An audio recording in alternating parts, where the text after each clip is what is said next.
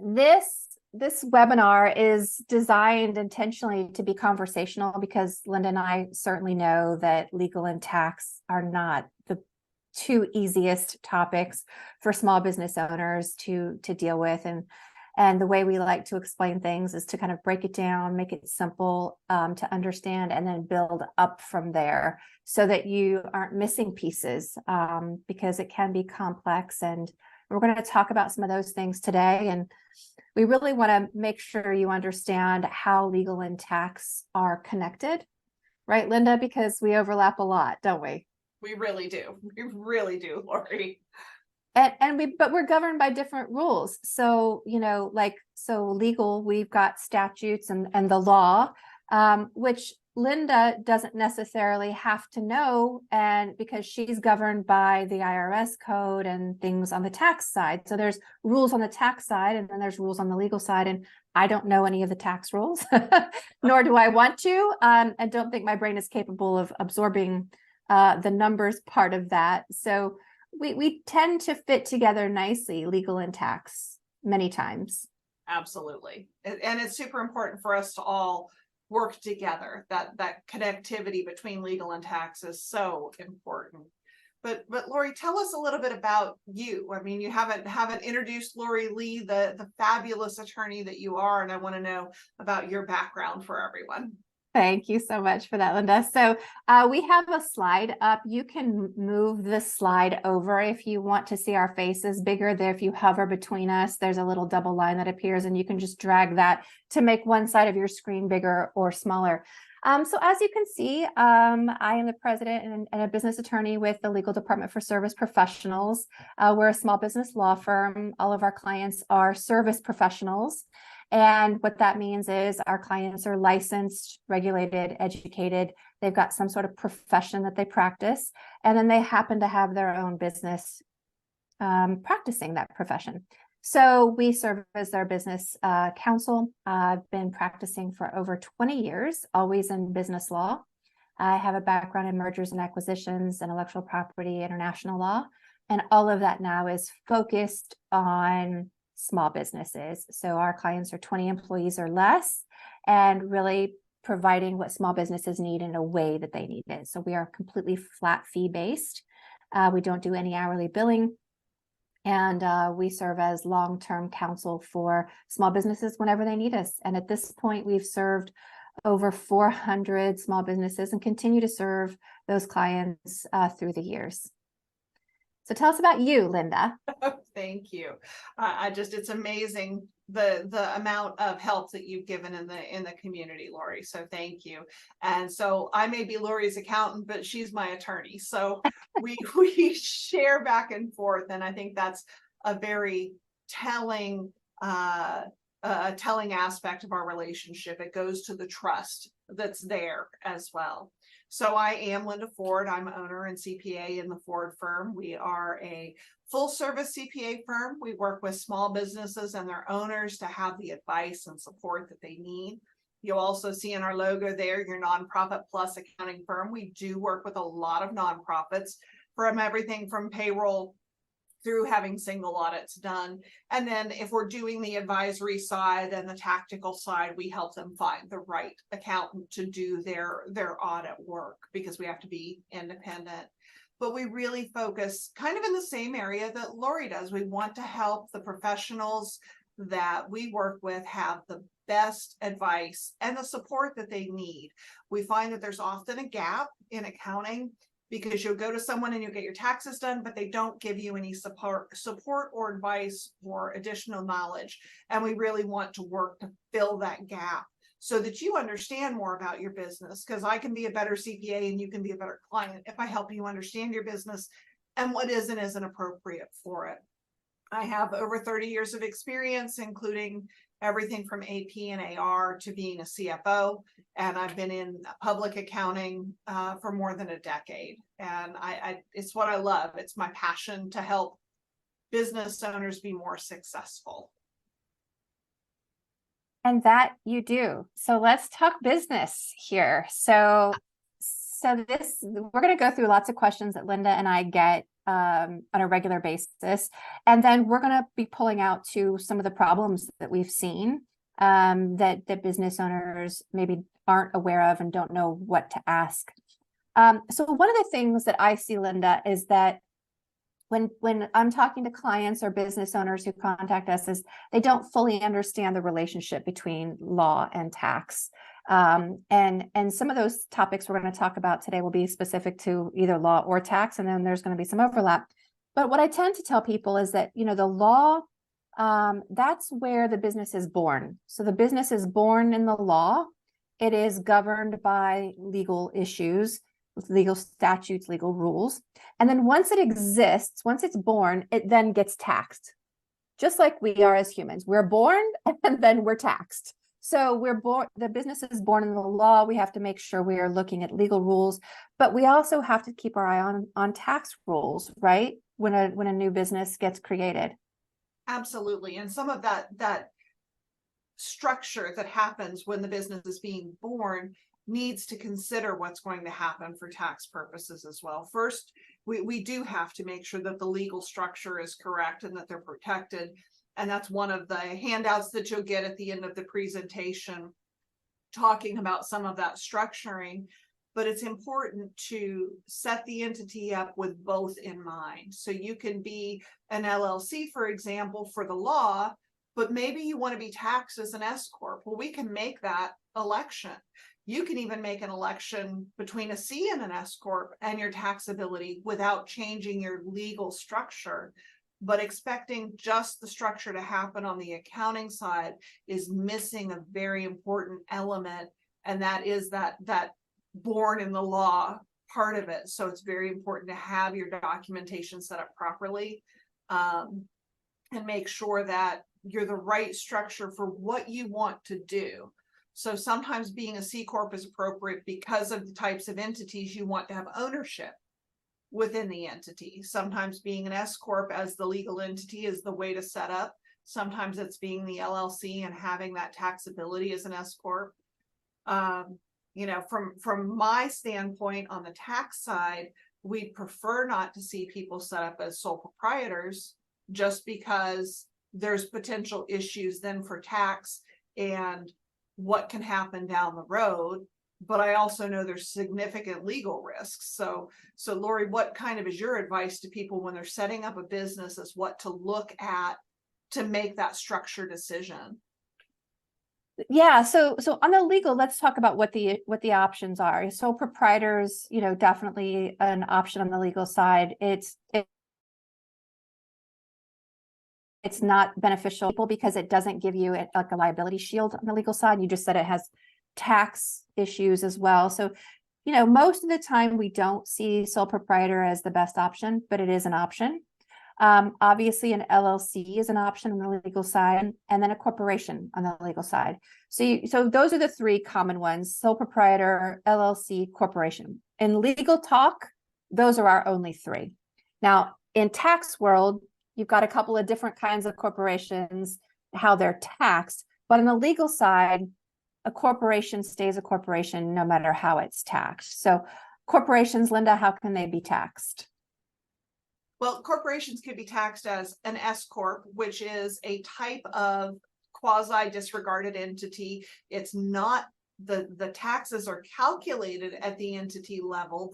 The income is calculated at the entity level rather, but then the tax happens at the individual ownership level. They could be set up as a C Corp, and that tax actually happens at the entity level. The entity is taxed and the owners don't have additional tax that comes from it unless they have dividends, which they might have in a C Corp. So you can have different kinds of it. And then there's even another type, an 1120H, which is taxability for HOAs. So they're set up as a corporation, and then their taxing happens either through one of two types of forms based on each year. It's an annual election. So that's why we don't like to see people go it alone, because there's just too much complexity there. The LLC can be taxed as an LLC or make an S election, and there's timing requirements that have to happen for that. So tell us about that. Business, sure. So maybe you set up your business in, say, February with Laurie at the legal department, and you don't have any income yet. But by say, we're getting ready to go in October. So by October, you're going to have income. You still have to make that S election within 75 days of your legal setup for that year. Now we can elect it again for the next year by February 15th and that in that same window.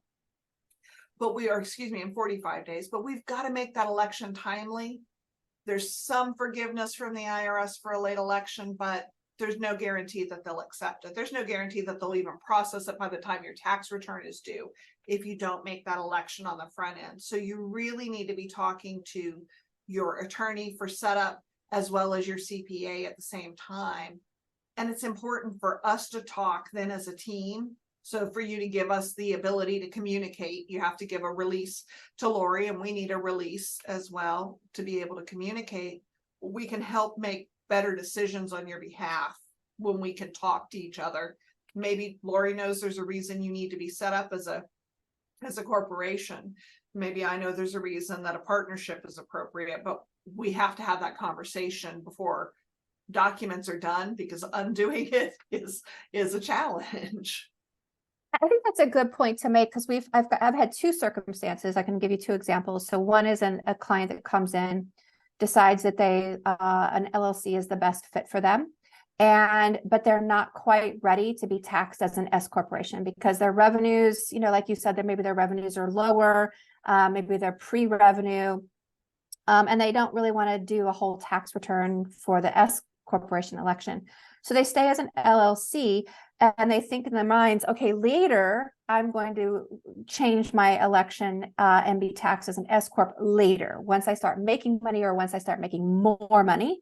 And they don't quite realize that they can't just go in and make the election whenever they want to. They need to know that there's certain timeframes where you can change that election. And I hear that you're saying you can change it between January 1 and February 15th each year. Correct. Each year, so it's January 1 and February 15th. Now you can make the election before January 1, but we want to be careful about the IRS getting the right year on it. So there is a place on the form to select the year that it's going to take effect. But we all know that the IRS has had some struggles, especially since COVID and the shutdown related to COVID, getting caught up. And unfortunately, we see some things get misprocessed because they're so far behind. They're just hurrying, they're rushing to get things through. So I would recommend, just like what Laurie said, January 1st through February 15th, so that we don't have something get misprocessed with the IRS, because they'll reject your tax return if they feel like it's on the wrong form, even if they process the form incorrectly. So I like to try to keep it in that same tax year when we're making the election, if we possibly can. And I think that goes, my second story was similar, was a corporation. So set up a corporation, and they're trying to figure out how they want to be taxed. And so they're talking to their accountant, do they want to be an S corp or a C corp? And they're talking to their accountant, and they need to be aware that they're on that deadline. If they want to set up initially as an S corp, they're on a deadline to do that. And I know many times they've come back past that deadline.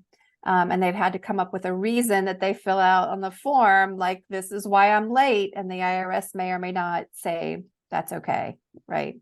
Exactly. And that reason has to be something that the IRS would consider legitimate. There were a lot of exceptions granted during COVID for the ability to get proper legal or tax advice and to get in front of your service professionals, but that's not accepted so much anymore.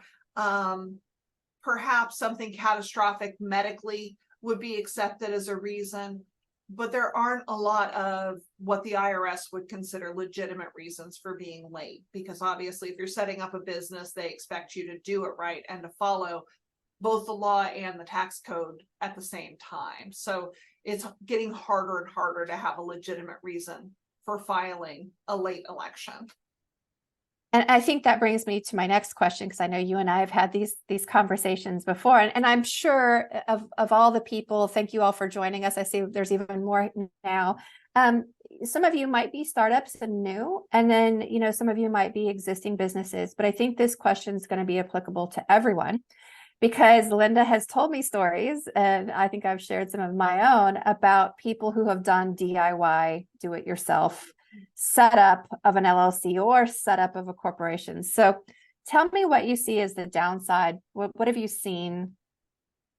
The biggest thing that I see is that we'll have people do a DIY setup, and they miss a portion of it. They miss dealing with the state, or they miss dealing with the IRS, or they'll try to DIY changing their entity structure. And they go to someone that's a friend to help them out, and they'll change their structure for the state, but forget to communicate with the IRS. So there's pieces of it that have to happen on both sides. And without that communication with a professional, you're going to miss it. One of our colleagues posts on social media regularly, and I think his favorite post is to not use a specific DIY legal outlet, because even that legal outlet posts that they are not attorneys and that they can't guarantee that their work meets the requirements of attorneys or of CPAs, but yet they still offer these services. So do you see that happen a lot in the legal world too? I'm assuming since he's posting about it, it must happen all the time. All the time. And it frustrates me because I think there is a place for those DIY online services, but you got to remember that it's DIY. It is still do it yourself. You have to know what to plug into that program. You have to know what answers to give them. Yeah, they're going to just spit out a bunch of generic forms for you that may or may not be what you actually need to have. So you have to go in saying, yes, I want an LLC that is taxed as an S Corp. And you have to tell them exactly what you want, and they'll spit it out. But what the problem becomes is that you shouldn't have been set up as an LLC. You should have been set up as a corporation on the legal side, taxed as an S corporation on the tax side. So it's a matter of strategy and figuring out the best structure for you. And then the other thing I see is, I hear this all the time, like, well, I went to Sunbiz and I, set up the company. I'm like, wow, okay, so Sunbiz is like step 1 in 10 steps, right? So there's all these other things that you have to do. And I'm sure you say, oh, well, I went and got an EIN on the IRS's website and I've set up my company. You see that often? All the time. And that's, like you said, step 1 of 10. Okay, great, we got that. But how did you set it up with the IRS? Did you tell the IRS that you're an S Corp or a C Corp or an LLC? Because what form we file then is dependent upon that determination from the IRS. We have clients come in all the time that don't know how they're structured. They went and got an EIN and they don't know how they're structured. So that takes a lot of time to figure out. But when we can have them come straight from the legal department, straight from an attorney, then we know how they're structured and we can move forward appropriately. Now, Laurie, tell me about partnerships in the law, because I didn't mention it, did I? You did mention that, and that's a tax type. So let's talk about partnerships. Okay, well, let's bring it in. So partnerships are not very common anymore in the law. So remember what I said, that business is born in the law and then it's taxed. So on the legal side of things, partnerships are generally not used for small businesses. And that is because there's no liability shield. It is the equivalent of a sole proprietor where there's no liability shield. You're completely bare, you're naked. As a human, you bear all of the risks of that business. It's a partnership because there's more than one person. That's all it does. So sole proprietor partnership has the same issues on the legal side, is that there's no legal protection. However, in your world, Linda, partnership serves a huge purpose, because on the tax side, you could have an LLC on the legal side. This is the only way that you could work it on the legal side. You have a legal LLC that is taxed as a partnership. And that way you can kind of get the benefit of both, right? You get the tax partnership, but you still get a liability shield from the LLC. Yes, and any LLC that has more than one owner is going to be taxed as a partnership. So basically your two choices, well, 3, if you have more than one owner, is to have a partnership, an S Corp or a C Corp. And then who can own each of those depends on very specifics in both state and federal law, because some states just don't recognize that partnership at all. So you may not be able to have other types of entities own pieces of it. And setting up as an S corp may be tax efficient for most people, but there are other things that come along with it. You've got to pay yourself a reasonable salary. You've got to have specific things set up for your employees. We're going into Secure Act 2.0. So if you set up a retirement plan, there's requirements that have to happen there. And the ownership compensation isn't as attractive sometimes in an S corp because the owners may have to have those benefits added to their W-2 at the end of the year. So it's important to look at the whole picture, but those partnerships can get tricky because you have different percentages of ownership and the distributions and the way that they're handled. And then if something goes sideways down the road and you decide you don't want to work with that person anymore, unraveling that from a tax side can be difficult. And I can only imagine from a legal side what unraveling that would be like. And you bring up a good point too. You know, S corporations have other rules with them rather than just like the tax. So, you know, S corps, the general rule can only be owned by humans. So, you know, if I'm looking at a business that has, you know, wants to create a subsidiary, you know, it may or may not be possible being taxed as an S corp. So the general rule is it has to be humans and they have to be in the United States.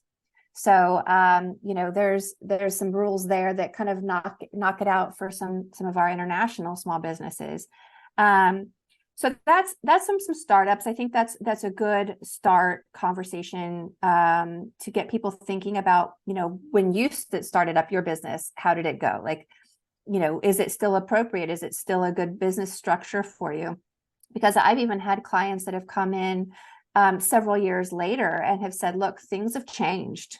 Mm-hmm. You know, my circumstances have changed. My business has changed. You know, I no longer want to be a corporation. I want to be an LLC. You know, how do you do that? You know, and there's ways you do that in law, like Linda mentioned earlier. You can change it in the law, but you got to let the IRS know what you're doing. Mm-hmm. and make sure you coordinate those. You can still keep the same entity. You don't have to shut it down and start fresh, but you got to make sure that both legal and tax are working together to make that conversion happen. So along those same lines with partnerships, Laurie, what happens with spouses having access to the business? How does that work in the law? So you get this a lot with divorce questions. And, you know, let's take two scenarios. One is that, you know, married couple and there's no divorce issues. You know, generally speaking, the law says whoever owns the business is in charge, and we don't care about spouses. So if a spouse is not an owner of the business, then the spouse has not, you know, doesn't have rights. So the spouse does not have automatic rights to the business unless the spouse is a part owner. On the tax side, though.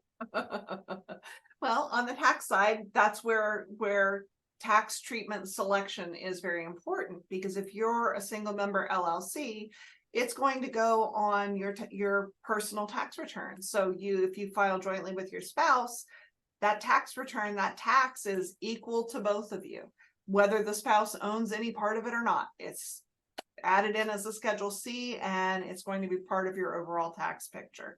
If you have an S corp, that K1 is going to be issued in the owner's name, not the spouse's name, but you're still going to have that same effect on the tax return to have taxes coming in that you're both responsible for. So it's important to have those conversations and understand them, and then understand what other tax issues your spouse may or may not have that would affect them. The biggest thing I see is the commingling of funds, and I know we'll talk about that in a little bit, but it's super important to keep those separate as much as you can. Tell me about Florida and being a community property state or not being a community property state, and what happens then with the business with that divorce. One of the spouses pass. Okay, so there's two scenarios there. So community property, generally, legally speaking, refers to a divorce, because what happens is, you know, Florida looks at all of the marital property. So property that he's either been put into the marital pot or has said this has been developed during the marriage with marital assets, and we've created this together, or using common funds. In that case, and there's a divorce, there's a couple things that can happen if a business has been created during the marriage or with marital property, marital assets. It could happen that if the husband and wife or the spouses can't agree otherwise, and they have to take it to the judge, and the judge has to make the determination, the judge has the ability to split that up. They could split up the business between the two, if it's determined that it's marital property. Now, if there's other assets at play, you can say, okay, well, you get this rental property and you get the business. I mean, you can kind of divide it up that way, but there's really no black or white rule. There's no guarantee that the judge is going to do it the way you want the judge to do it. So it's always best to have an agreement in place beforehand. Now, if it's just a couple, that owns the business, easy peasy, right? That's all going to be done during the divorce, and it's not going to have an issue. But let's just say, Linda, you and I are partners, but we're business partners. Each of us are married. And one of us gets a divorce. Now, the other one is going to be affected. Let's say I'm getting a divorce. You're going to be affected by my divorce, because you may or may not want to be in business with my husband, soon to be ex-husband, right? And the business is going to kind of get dragged into that. So that's where we start to have some ownership agreement type things that come into play on the legal side. But on the tax side, you handle it differently. Exactly. On the tax side, it just depends on that tax structure and what was selected. So if it's an LLC with multiple members, we're filing a partnership return, and then that partnership return is spinning off a K-1 to each of the owners, but not the spouses. So it can cause issues then if the spouse is being granted ownership of that entity, because they may or may not have basis in it. So it's important that the judge also understands what those basis issues are, how that basis is going to be allocated across the different owners, and what the tax implications of it are as well. So while it always sounds like, we're saying opposite sides of the same coin, or we're saying different things, there's a lot of overlap, and a lot of that overlap means that before you go into court, you need to have the conversation with both the CPA and the attorney to make sure that you can convey that to the judge properly. Now, I would assume that most of these judges are very, very experienced in dealing with splitting out marital assets, but they may see some additional reason in the marriage to not do it the way you're wanting to split it out. So it's important to be really, really prepared ahead of time and have those legal documents. You can write it on a napkin, but it's a napkin, and napkins smear, napkins get thrown away, all kinds of other things happen. So I really think it's important to have it memorialized by an attorney so it can be legitimate for the court. And speaking of that is one of the things that's really important if you have multiple owners of the business that are not married to each other. The marriage thing is, from the legal side, the marriage laws kind of step in and put some structure in place in that, the rules are already there. Whereas if you think about business owners who aren't married, there's no legal structure for you. Like, there's nothing. The law basically says, you're a business owner, therefore you're sophisticated enough to take care of yourself. So the law isn't going to provide that kind of structure. So it's up to business owners to kind of think ahead and think about those things. And I think that's where some of the disconnect comes when I hear from people that say, well, my accountant said this, but you're saying that, and you guys aren't connecting. Like, you guys aren't saying the same thing. But we are saying the same thing. We're just speaking at different layers, right? So you have to go through all of it to get the answer. And my layer is here and your layer is here. It's not that it's conflicting information. It's just you have to comply with both sets of rules. Exactly. And I think one of the recent stories that we had was a single member LLC. The owner of the LLC passed. So as a single member LLC, his wife has now got this business that she doesn't know anything about, doesn't know how to run. He's got employees that are highly qualified and could run it, but they don't have any ownership percentages or any documentation that goes along with it. And I see one of the questions popped up, do I need an operating agreement if I'm a sole member LLC? How would you handle that so that if something happened to the owner, there would be a way to carry the entity on if they passed?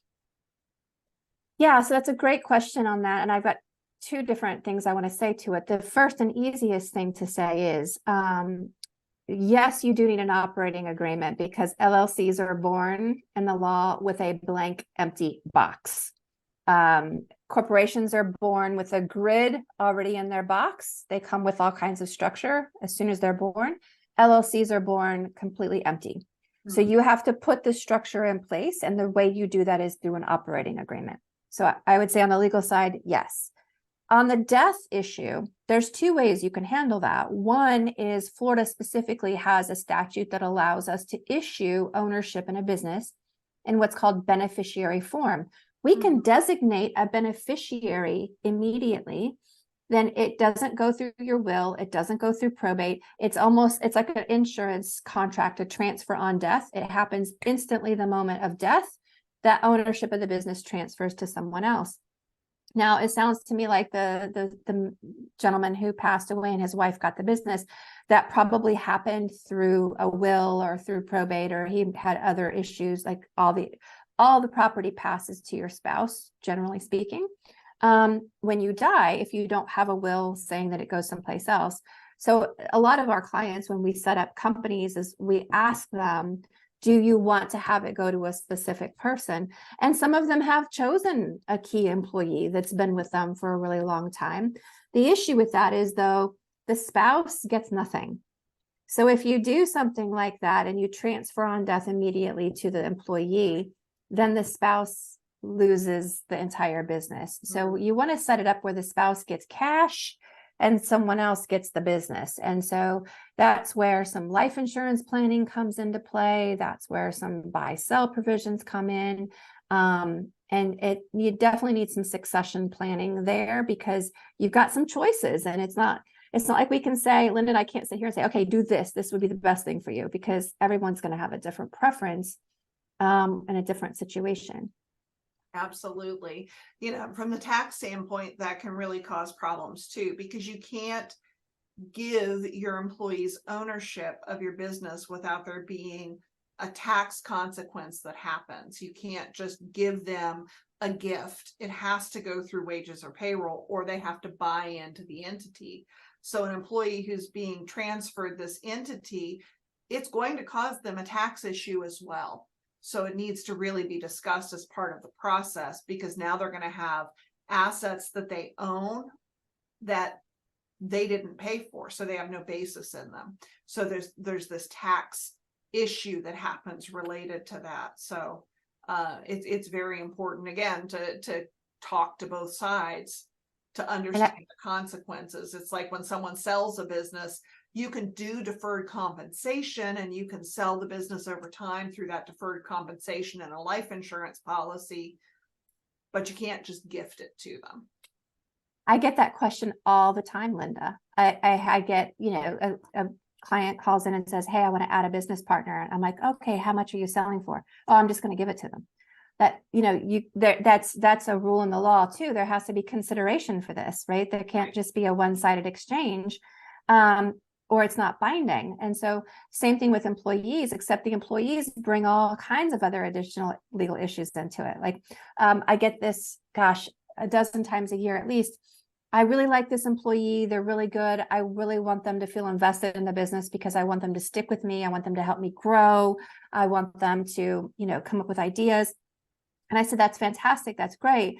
But we can't just give them that ownership. There has to be a way, like you said, if you did give it to them, the IRS would look at that as compensation. And the IRS would say, okay, well, how much was that? If you give them 10%, what was the value of that 10%? And so it triggers a valuation issue, right? How much is the business worth? Because that 10% now has to be run through payroll, and they have to pay payroll taxes on it.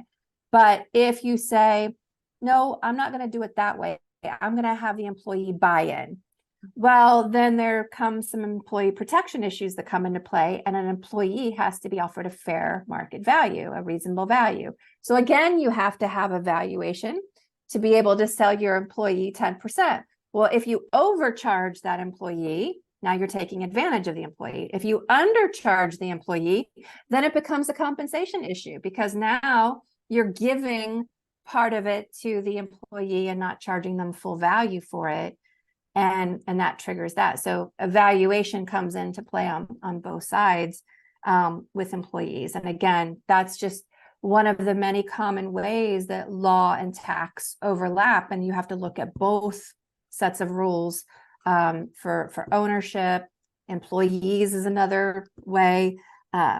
Basically, how you handle money. You mentioned commingling. Can we talk about commingling for a second? Let's talk about commingling. Woo-wee. Okay, so I'll kick it off. Commingling, you tend to think of commingling as a financial issue. So give us a definition of commingling, first of all, Linda. So it's including funds that are personal funds with the business or vice versa. So it's using your personal credit card to pay for business expenses, or using your business credit card to pay for personal expenses. We're putting all that money together, or even worse, having one bank account and everything's coming out of that same bank account. That gives me heart palpitations just to think about it. But it happens because people will say to me, well, it's all my money anyway. I own the business. It's all my money. And I say, no, it's not your money. You know why? Because the law sees your business as a separate person. So in the eyes of the law, there's two. There's you who own the business, you have a body, and then there's the business who is a person who is invisible, right? You act on behalf of the business, but the law sees it as a person. And so that business has to have its own bank account. It has its own expenses. It has its own assets. It has its own everything. And the reason you separate and you put that wall up between you is because the business is risky. The business has real risks, financial and legal risks, that you yourself don't want to have fall on your shoulders if something goes wrong. So you set up this business for this liability shield to begin with, because you want the barrier. Mm-hmm. But to have that barrier, you have to have the business be separate from you and be its own person. The separate part is the key. So now if you start switching back and forth on the money side, what does that do legally? It shows people legally that you're not keeping it separate. And if you're not willing to keep it separate, then the law is not willing to give you that barrier and excuse you from the risk. So it says, the law says, look, you got to be responsible. If you're going to have separate, then you got to treat it separate. And if you don't treat it separate, then you don't have the separate. Exactly. And the IRS is the same way. It's very specific. And where we see this the most is someone has a credit card and they're getting miles on their credit card, and they really want those points or those miles on their credit card. So they use their personal credit card for business expenses. It's in my name as a person. It's not in my business name, but I only use that card for business expenses. Well, as far as the IRS is concerned, you've pierced that corporate veil. So from the IRS's standpoint, it doesn't matter that it's your card and your business and that you're only using that card for business. From the IRS's standpoint, you've already crossed the line. So when that happens, the IRS is very likely to disallow those expenses that have been deducted on your tax return. And because you've done that, you also get the bonus prize of, if you're audited, if your business is under audit and you've pierced that veil, now they can audit your personal and anywhere else that you've commingled funds. So you get the bonus prize of having an extra audit if you're being audited and you've commingled funds. So it's very important to keep them separate and or have an accountable plan. So you can reimburse yourself for business expenses. You're the owner, you purchase something on your personal card, you can reimburse yourself, but there's a very specific way you need to do that. There's very specific documentation that has to happen. And really, you need to write a check or make a clear transfer of funds that ties to that, rather than just, oh, I'll just, transfer some money back and forth to myself. It needs to be very specific and very well documented, because you do pierce that veil. And once you've pierced it, there's no going back. It's think of it as a drum stretched over the business to keep it separate. And once you've punched a hole in that, the hole's punched. Now you may get through the statute of limitations from the tax side and not have an issue, and you don't get audited, and you kind of get to start over. But you have to really make that separation very, very intentional. And those flight miles just aren't worth the headache that you could cause yourself. Now I have a credit card for my business, and we get points on that credit card for our business spending. And then I use those funds for fun things for the team. I could use them for anything business related. But when those funds come into the business, they're not mine, they're the business's. So it's really that's critical. one of the things that I tell people. I'm like, I have a Costco card, right? Costco is dangerous for me and everyone in my family.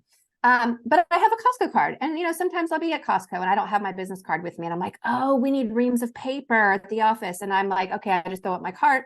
So I keep the Costco receipt, I circle the expense, I turn it into myself, and then I cut myself a check for the exact amount. So that it shows on, well, this because you see my returns, you see my financials, but I cut myself a check for the exact amount so that it shows. And if I'm ever audited, it says, okay, this was the cost of those reams of paper, and this is where I reimburse myself. Or I have a series of them. I might say over time, I'm going to collect my check or my receipts, and then I'm going to submit them at one time. Think of yourself as an employee in that sense, right? Because my employees might spend their personal money on something if they're out and about, and they say something and they want to buy it, and I say, yes, sure. And they turn in their receipts, and then I cut them a check and to reimburse them. And that's how you would do it for yourself as well. Now, what's the other way, Linda? What if you use business expenses? So there's an exception. So you can use personal expenses for business issues, business costs, only if you reimburse yourself and keep the receipts. Let's go the other direction. Is there ever a circumstance where you can just take business dollars and pay directly for a personal expense? Oh, gosh. I would highly recommend against it. Yeah, my answer is flat out no. When they tell me that, I'm like, no. I would highly recommend against it. You can have loans back and forth, but there are a plethora of rules around loans between closely held entities. You must charge interest. It must meet the IRS's required amount of interest for a period. It must be paid periodically. So I certainly wouldn't do it as a loan unless you absolutely have all of the legal and all of the tax implications tightened down on that before you do it. But paying for personal things with business funds is equivalent to a distribution or a dividend. And God forbid you put those personal expenses on your tax return as business expenses, because that's fraud. So we'll use an extreme example. I'm a caterer and I want to have my daughter's wedding, and I'm going to go ahead and pay for that through the business because I'm a caterer. It's kind of the same thing, right? In the eyes of the IRS, absolutely not. And it's fraud, and ignorance or lack of knowing about that is no excuse. The IRS doesn't care if you didn't know the tax rules around it or not. It's fraud, and they would consider that intentional. So that could carry potential fines and penalties, and in some cases, even jail time. So it's super important to keep those separate and not pay for your personal expenses. Now, let me give you a more common example. My husband and I go to a conference. The conference is for me for continuing education, but I take him along. From the accounting standpoint, my expenses are tax deductible because it's part of the business. Even though he works in the business, he is not going for business travel, so his expenses are not tax deductible. So if I pay for it on the business card, his expenses are a distribution to me. And you've got to document that, cross I's, T's, keep receipts, because that's where the IRS is going to come back and look first. They're going to look at those travel expenses and see any of those kind of meals and entertainment and things like that and say, we're disallowing this because clearly you took him just as entertainment and you were the only one that was getting a an education at the time. That's a good point. I think that goes for all of us, especially as professionals who do travel for educational purposes. And I see that we're getting low on time. I think we could talk about this for hours and hours. I think we could. And Linda and I actually are brainstorming a whole series of these types of webinars for next year to kind of go topic by topic. Today, we're kind of just scattershotting everything all over the place conversationally. But one thing I think you and I had talked about is that two things that I want to make sure we touch on. One is independent contractors, and two is this whole thing about reading online and finding out that you should set up an LLC in Wyoming. And then if you want a corporation, you should set up in Delaware, and like all this online advice and everything. So which one of those do you want to tackle next? I think we'll tackle the TikTok accountants Okay, and the Google attorneys. Google attorneys, yeah. Yeah, there's people out there. The tax law is complex. I mean, the tax code is hundreds and hundreds and hundreds of pages long. So you may see someone give you a 30-second TikTok or a 30-second reel, and they throw an idea out there. All they did was look up that idea, and they don't understand the consequences of it. It may be a legitimate strategy, but it's got to be implemented correctly. So just because someone's on TikTok and they say, hey, you can have a car in your business. Well, there's got to be a business purpose for that car in your business. I'm a CPA, so I don't need a Abrams tank out here because there's no business purpose for it. A dump truck isn't going to cut it for me.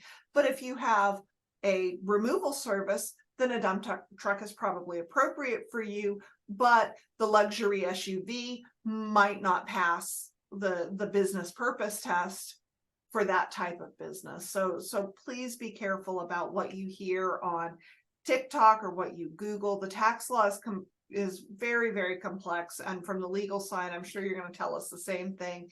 It's very complex, and people are often looking at it with blinders, and they see one piece of the code, but you can't just carve out one piece and ignore all the other instances of where that crosses the tax and legal realm.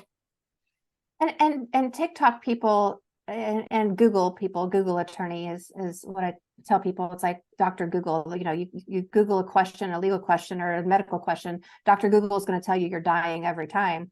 Google attorney is going to tell you all kinds of wild and fancy ideas, and people think that they worry that they're behind and they're not doing something right, and they need to do this stuff right, and they're listening to these sophisticated people who know what they're doing, when these sophisticated people are not really understanding the entire picture. First of all, like you just said, like, yeah, put your car in your business, it's a great tax break. Well, let's talk about the legal issues of that. What happens if you get into a car accident?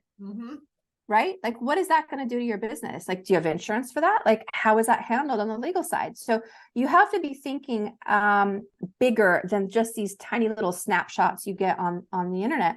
Plus, the other thing is, like, who are these people? Like, there's a particular company that we mentioned earlier that sets up businesses, and they have all these articles all over their website. Those are not written by attorneys. I mean, there might be a handful of attorneys that write those, but I personally know writers who are not attorneys who write those articles, and all they're doing is regurgitating what's already on the internet that may or may not be bad. But business laws, tax on the IRS side, tax is national, right? IRS covers the entire country. Right. Business laws are state by state. So you happen upon a blog from a Minnesota person, or maybe even a Minnesota attorney, that may or may not fly in Florida. We may not have that same law here or issue here in Florida. So it's very important that you vet those things. And this whole thing of like trying to be sophisticated or trying to cut corners and do things the smart way, and I'm going to set up the LLC in Wyoming, or I'm going to set up this corporation in Delaware, and I'm going to be super sophisticated, so I'm avoiding all these issues. I don't really know why or what I'm avoiding, but this is what this person says, and they're super sophisticated, so I'm going to do it this way. And they end up creating more problems for themselves, because by operating in two states, you're set up in Wyoming, but you operate in Florida. Now you have two states of rules that you have to comply with. You have to have two states of reporting. And for Linda's perspective, two states of departments of revenue. that you Yes. have to worry about? Taxes, right? Exactly. And even when you may or may not owe tax, so in Florida, we don't have tax, there are certain situations where a business can owe tax. So you're still dealing with that on both sides, making sure that they both have all of the information. You could be dealing with payroll taxes in 2 states. You could be dealing with so many other things. And is it still, it used to be that Delaware was the place to set up a legal entity, Laurie? Is that still valid considering all the laws that have come into play in the past couple of decades? I mean, Delaware's got a great reputation. It was the forerunner in setting up all these great business protections. And if you have a bigger business with lots of minority owners, you know, people who own like 1, 2, 10%, something like that, then it has some benefits to it. But Florida has become one of the front runners. And so we've updated our statutes. You know, in the past decade, we've updated both LLC statutes and corporation statutes. So we are really a great state for business laws that don't really serve small businesses, like small businesses, 1, 2 owners, 3 owners, 5 owners, even 10 owners. You're not going to have the benefits that you think Delaware is giving you, because Florida's giving them to you too. So Right. now you're just getting double issues, double state laws that you don't really get a benefit from. And the same thing with Wyoming. Like Wyoming was the first state to pass LLC statutes, you know, that was in the 1970s. You know, 50 years later, you know, Florida's up to speed. We're doing pretty good on that. So, you know, unless there's other reasons, like specific reasons why, you know, I'm doing this particular thing, or I have this particular contract and I need to be in that state, but I live in Florida, the business needs to be in Wyoming. You know, we arrange for that in a different way. We don't go, you know, forming companies in those states for those reasons. Absolutely. Now tell me about independent contractors from the legal side, because the IRS is kind of fun on this, but tell me the legal side, and then I can tell you the IRS's approach. Yeah, so legal side, you know, we've got 2 issues. We've got all the employee protections that the law puts into place, right? We've got things like you can't be taken advantage of, you can't be discriminated against, you harassment, wrongful termination. I mean, OSHA protections, like safety, all of that stuff, right, on the legal side. And you get all of that stuff if you're an employee, and you don't get all of that stuff if you're an independent contractor. So legally, small businesses say, hey, I don't want to deal with all of that because it's huge and there's a ton of rules. I don't want to deal with all that. So I just want to have independent contractors. And so I don't have to like provide all of that or worry about it. But there's some kicks to that if you don't classify them right. So independent contractors have certain characteristics, and employees have certain characteristics. And you got to make sure that the characteristics of that worker fits within one of those 2 categories. And there's IRS tests and US Department of Labor tests, and there's Florida Department of Revenue tests. And it all comes down to a few handful of things, right, Linda? Well, it does, but I have a contract, Laurie, so they have to be a contractor, right? Ooh, no, because some of those tests don't care whether or not you have an employment contract. They don't care if you have an independent contractor contract, because they're going to look at the full picture of the relationship, not just whether or not you have a contract in place. Exactly. And that's how the IRS looks at it. The contract helps to steer it one way or another, but if I like to use, you know, if it walks like a duck and it quacks like a duck, it's a duck. If it quacks like an employee, it's an employee, and the IRS doesn't care what legal documents you have in place to make it sound like a contractor, and they will absolutely reclassify those folks. And there could be significant penalties. You may have to pay that person's federal withholding because you didn't do it properly. So it can be significant. And I know we're like right at time. Do we want to take a couple of our questions? Absolutely. And I think that independent contractor question will probably be one of our future webinars. So if you've got concerns about that, don't worry, we will come back to that in detail. All right, Linda, there's a nonprofit question from Loretta. Says, we want to change the name of our nonprofit corporation. What do we need to do to ensure we change it everywhere necessary? State, federal, legal, tax. So Loretta, that's a great question. And Loretta is a client of ours that works with their nonprofit, and there's a couple ways you can do it. You could do a DBA and be a doing business as. There's some legal ramifications to that, and you do have to register your DBA and keep it up to date. Or we can change the name, but that does take both an attorney and a CPA, because we can change it with the IRS very easily, but it also has to be changed with the state. As you noted in your question, it's got to be changed with the Florida Department of Agriculture, because they also monitor nonprofits. And then you have all of the business aspects of that. So it's got to be changed on your website, and it's got to be changed in all your social media. So it does take both. It does take both an attorney and a CPA to make sure that that happens completely and correctly. Thank you for that. Here's one on the legal side I'll take, and then I'm going to let you handle the next one. I have a question as far as having two different services within the same LLC, such as therapy and coaching, different services, different contracts, but all under the same LLC, all under the same bank account with the same LLC. And I would say that, legally that might work, unless you've got therapy issues that are more of a liability issues that you don't want to affect your coaching, or you've got licensing issues that you're doing coaching that is outside the scope of your license for therapy. So you've got to look at the scope of your license. And if the therapy is outside of that, then sometimes I like to set up a separate company just to make sure we're not rocking the boat on your license. You don't want to get in trouble on the licensing side for going outside the scope. And so applying that to anybody, I say, if you've got two separate businesses, they need to be under separate entities.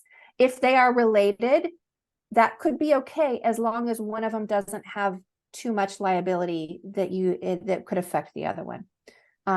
So that would be the question on that. And as far as the tax stuff goes, Linda, there's no issues because you don't really care where the revenue comes from. We don't, as long as there's similar business purposes. You wouldn't want to have therapy and accounting. They're completely unrelated businesses, so you wouldn't want to have those combined. It just could draw too much scrutiny from the IRS to have two things that are completely different. Therapy and coaching from a tax perspective are similar enough that it wouldn't be so much of an issue, but therapy and dog grooming, they're completely unrelated, separate entities. Oh, and I also get that one too, that therapy and dog grooming, and I want to operate under two separate names. I want therapy to be under my LLC name, but the dog grooming, I want to be under a DBA, and that won't work legal or tax. Right. We need to separate those out. So this one's for you. Paying yourself, sending money from business to personal accounts is right. And I think we covered that one, right? I think we did. You can pay yourself, you can take distributions, but again, it needs to be organized, documented, and structured properly to do that. Otherwise, you're going to cause yourself a tax issue. And the IRS per diem for meals if you've lost a receipt. Well, yes and no. So you really need to pick one or the other. You're either going to do reimbursements or you're going to do per diem, and you need to stick with it. The IRS isn't going to come after you if you've lost a receipt, especially if it's, $25 or something small, but you do need your receipts. Your credit card statement alone isn't going to cut it in an audit. The IRS wants those pieces of paper. So we really suggest investing in a good scanner, scanning those documents in and organizing them. There's lots of apps that'll do that, but you have to have the receipts. Now, if you've got 99 receipts and you're missing one and you're under audit, the agent's going to go, look, you've clearly made the effort to do this right. You've got 99 and you're missing one, and they're not going to give you a problem. They don't really want to hunt people down and hurt them. It's when you have one receipt and 99 expenses that they're going to say, you know what, we're just disallowing this because you made no effort whatsoever. And can you have those receipts emailed to you? Can you keep them in electronic form? Absolutely, you can keep them in electronic form. Absolutely, you can attach them in QuickBooks. In fact, the IRS is on board with QuickBooks because it gives them everything they need, and that's probably the first thing they're going to ask for is access to that QuickBooks file if you're audited. All very good answers, very good questions. I think we've covered all of them. Thank you all for joining us. We will be sending out this recording. If you've registered for this, we'll be sending it out to the email that you registered with. And we've also got some handouts for you. We've got a legal versus tax chart and a checklist on formation setup. So our contact information is there. Both of us have a lot of information on our websites. If you want to check that out, get some more information. And we also both offer a lot more webinars. So sign up for our newsletters and stay tuned on social media for those announcements. But thank you all for joining us.